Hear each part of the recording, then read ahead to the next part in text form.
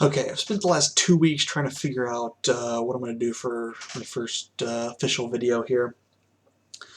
And I had several topics I was to talk about. I wanted to talk about Iron Man 3, Bioshock Infinite, but honestly, after the Xbox One reveal, that whole press conference, a lot of these other topics kind of seem like old news now. Pretty much just got a list that I'm going to go through that I typed out, and I'm just going to ad-lib this whole thing. Hopefully it works out well. It's probably going to be a disaster because I suck at ad-libbing on camera, but fuck it, whatever. Okay, first of all, the name. Xbox One. First of all, it sounds like it's the first Xbox. I mean, apparently they were trying to say, oh, it's because it's all in one. Ooh, that's not really what we were looking forward to. We were looking forward to games, though. Honestly, I didn't really expect much in terms of games because I figured they were going to save that for E3 anyway. But it's such a stupid kind of gimmicky name, sort of like Nintendo has done recently. But Nintendo with like the Wii, it's a silly name, but with a company like Nintendo, they can sort of get away with it. I'm not sure really how to explain that, but Nintendo can get away with it. Microsoft, not so much. But, whatever. It's just a name. The look. I know a lot of people have commented already. The thing looks like a giant VCR. Though I'd say, in terms of size, based on the images in the video that's going around, it pretty much looks like you take two original Xboxes and you slap them together, and that's pretty much the size of this behemoth. I mean, we thought the original Xbox was huge when it came out. Oof. It comes with Kinect, and the Kinect sensor is pretty big. It's big, it's ugly. I've never really used Kinect. I don't see the point, so I don't really have much to say about that. Just whatever. The one thing I do want to talk about is the fact that they kind of used the whole Kinect to talk about this sort of weird TV service thing that they're doing. They didn't go into much detail about how that's going to work, but I was just a little nervous that seemed to be their core focus was this thing. You're going to be able to play games on it. But that aside, we're not even going to acknowledge the games. Let's just talk about how it's going to enhance your TV viewing experience. I don't watch a lot of TV, and I know a lot of gamers out there are the same way. We play games and we browse the internet. TV every so often, but yeah, so that was kind of, I guess, more weird than anything.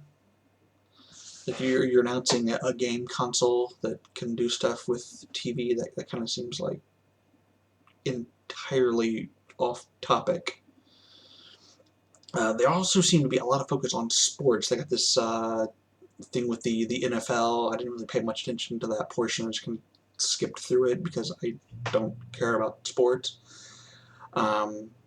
They also showed some stuff from sports games, which would be like in-game engine, and honestly, for next gen, I mean, no, this is going to be just the beginning of it, but the graphics are not impressive at all. I mean, in general, everything they showed that had some kind of gameplay footage, the graphics didn't really stand out all that much. I mean, you look at some games that are kind of come out, like Grand Theft Auto 5, or just in general, the demonstration of the Fox engine. that looked amazing. The graphics they showed off here, probably the most impressive thing was when they did close-ups of the cars in that one racing game they showed. And only when they did the close-ups did it look really impressive. So that was pretty disappointing. Then, like right at the end there, they kind of handed it over to the Call of Duty people, which I guess I got some pretty good laughs out of that. I mean, they seem to focus a lot on this AI character of a dog, which... Okay. I'm going to say this. I have never actually played a Call of Duty game. I mean, I tend to diss the Call of Duty series every once in a while, but you know, I will fully admit I really shouldn't be because I haven't played the games. I don't know what they're like. I'm just not that big into the shooter genre, at least not in terms of trying to be realistic.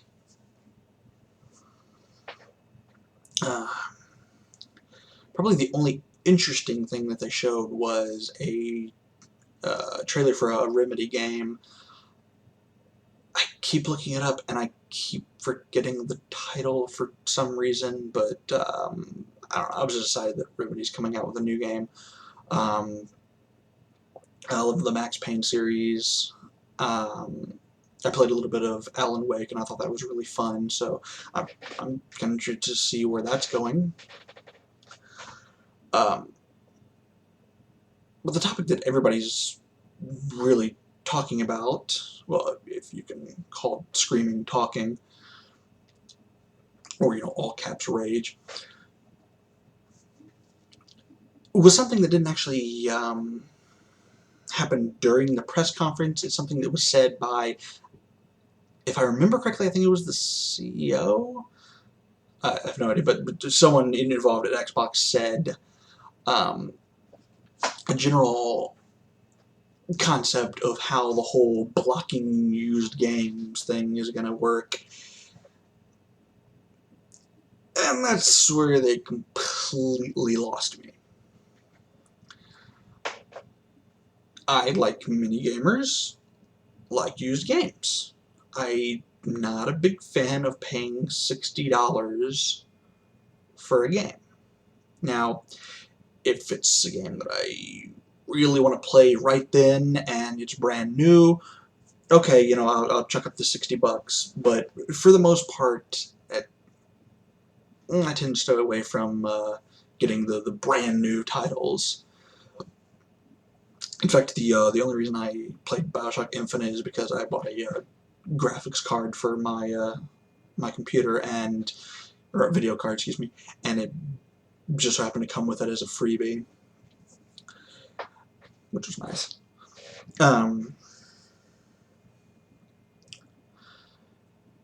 Pretty much, if I remember correctly, the way it's going to work is you have to actually, when you get the disc, when you put it in, you have to first, it comes with its own unique code, and you have to type in the code, and then after you've got the confirmation code and everything, it'll actually download to the hard drive. You have to download every single game you get to the hard drive of the Xbox One. I hate even saying that name. But you download to the hard drive, which is going to take up a lot of space. It's got like 500 gigabytes of space, but if you constantly getting games for it, that's going to fill up pretty damn quick. Especially with next generation games, which are going to, you know, hopefully if they're any good, they're going to take up even more space. And once you do that, apparently there's some clarification that you can play them all on the same. You can play it on the same console in different profiles as long as they're profiles on that specific console. But if you want to, say, let a friend borrow the game, or you know, sell the game, or they also said there was some kind of feature where you can do it online, that the person to play it on another Xbox, on another profile, they will essentially have to pay full price for the game. It's pretty much like if you go and buy a used game that was $60 and you buy it for, say, $45 used on like Amazon, and you get the game, you pop it in, you download the game to the hard drive, it'll pretty much block you from playing it until you pay $60 for the game, which is crap.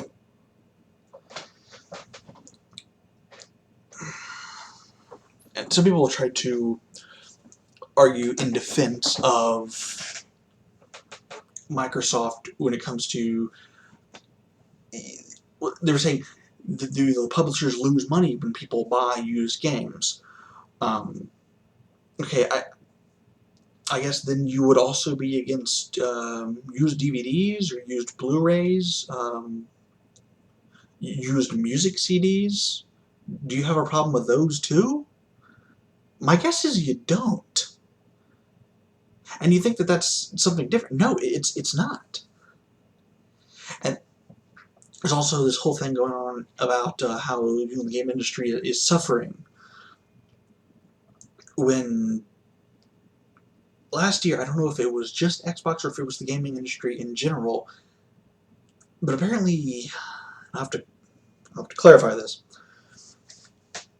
I haven't looked this up at all, but apparently $65 billion profit.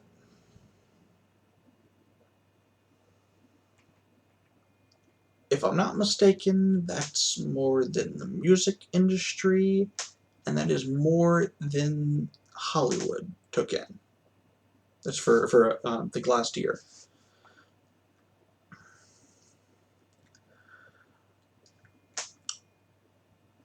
That doesn't seem like an industry that's hurting to me.